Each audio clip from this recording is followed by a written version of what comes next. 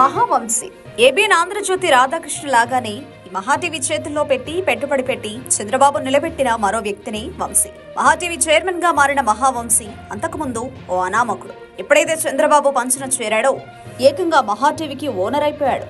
దానికి కమ్మవారి నుంచి పెట్టుబడులు సమీకరించి ఇప్పుడు ఏకంగా పచ్చ మీడియాలాగా ఎదిగి బాబు సేవలో తరిస్తున్నాడు. అచ్చం చంద్రబాబు లాగానే పచ్చపాతిగా మారిపోయాడు మహావంశీ. ఎవరు సాయం చేస్తే కమ్మగా పలకరిస్తే వారి పంచన చేరి మొత్తం దాసోహం అవ్వడమే పనిగా పెట్టుకున్నాడు.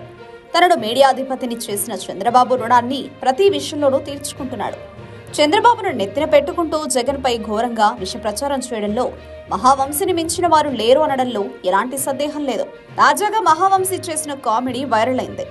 తన మహాటీవీలో వంశీ మాట్లాడుతూ చంద్రబాబు తన భార్య భువనేశ్వరికి ఒక చీరను ఎంపిక చేసి బహుమతిగా ఇచ్చారట.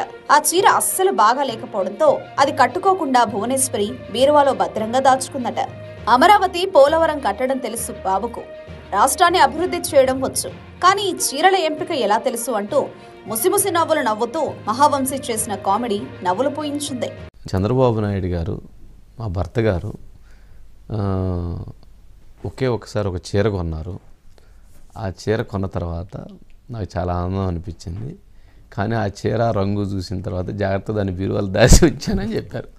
చంద్రబాబు నాయుడు గారికి అమరావతి కట్టమంటానో, పోలవరం చేయమంటానో, లేకపోతే రాష్ట్రాన్ని అభివృద్ధి చేయమనంటే చేస్తాడు కదా. పాపం చీరల గురించి ఆయన తెలుసుకోలేరు కదా.